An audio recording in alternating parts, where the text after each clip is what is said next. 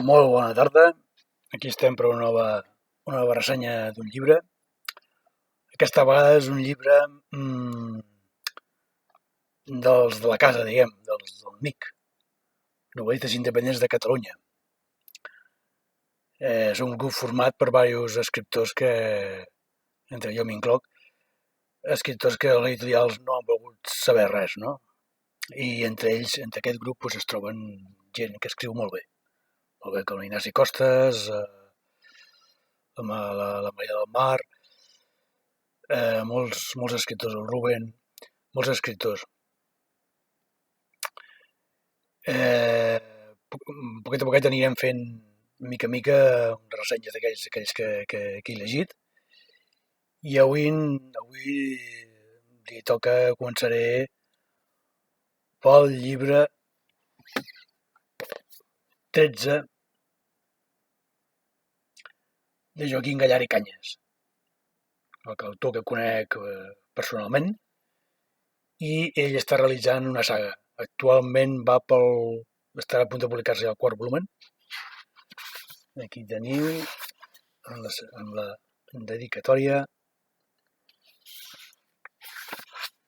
i el títol és 13, que és l'inici d'una sèrie de llibres que ja he dit que serà una saga.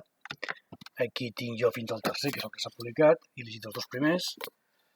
El segon seria els existencialistes, també en la seva ressenya dedicada ara fa poc al setembre, que la vaig veure a l'autor i em va dedicar. I finalment la tercera part, que va ser publicada fa 2 anys, la llegenda de l'insurgent, seria Xarxa Fosca. Aquest és més voluminós, teníem veient que no la llegi.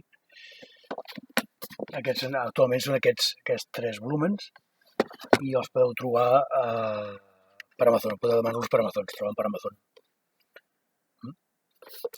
Perdó, el segon volumen. 13, el primer. Realment ens trobem en un llibre curiós, perquè quan llegeixes penses del clàssic detectiu o la novel·la negra detectivesca o pel·lícula de novel·la negra que hem vist moltes vegades, que hem llegit i hem vist moltes vegades, no? Però realment no, aquí es troba un personatge que no és un detectiu ni de la força de la llei ni policia, és un periodista que treballa per un seminari d'aquests per internet i que se les treu i se les veu per trobar endavant, no sabem els seus companys i va cobrint petites la feina que li van donant, no? Fins que és un mestre en ficar-se en embolics. I seguint una pista de tràfic d'animals exòtics es fica en un embolic bastant gran, no? Que arriba a cotes altes que ni es podia haver imaginat ni el lector es pot imaginar, no? Una sèrie de crímens, una sèrie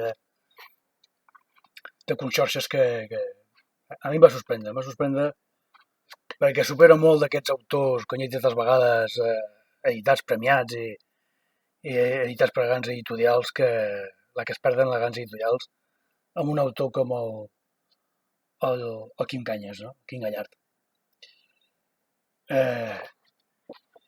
Trobem un personatge, aquest periodista, alcohòlic, donaire, no se n'està una, veu una faldilla, però té els seus valors, té el seu bon cor. I li causa més d'un problema les faldilles, l'alcohol i ficar-se en embolics, no? Finalment acaba ben lliurat, no?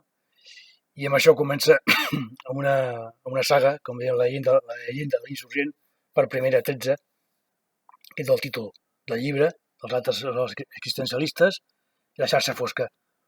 Però el títol inicial de la saga és la llegenda de l'insurgent, que quan el llegiu veureu perquè és la llegenda de l'insurgent. No? I bé, l'escenari és la Barcelona, que en aquest cas és el 2015, comença, però és la Barcelona que tots coneixem, no? Que hi ha Barcelona de monuments de Gaudí, que hi ha la família, que hi ha Barcelona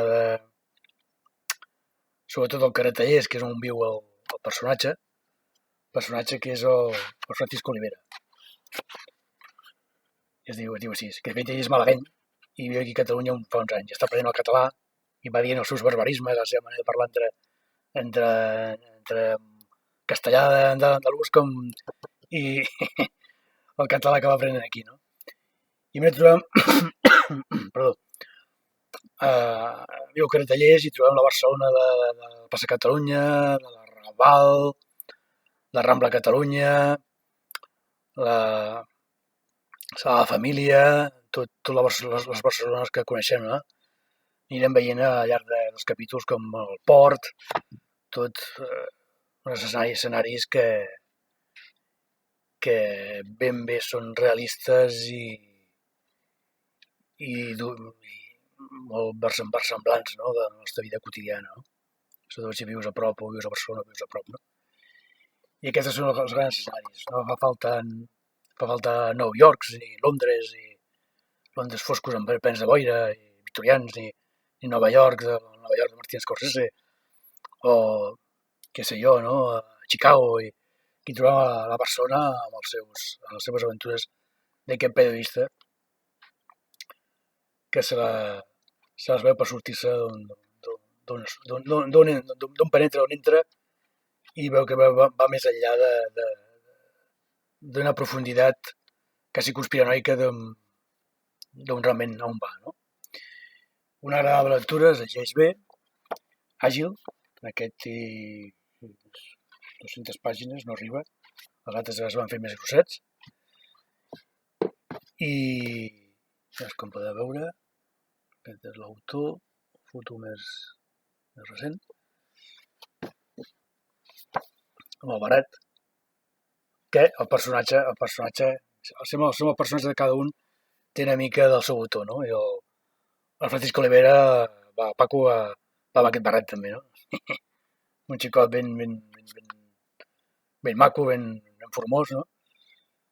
I que les noies hi van al darrere, no? Els seus contactes amb Mossos d'Esquadra i tot plegat.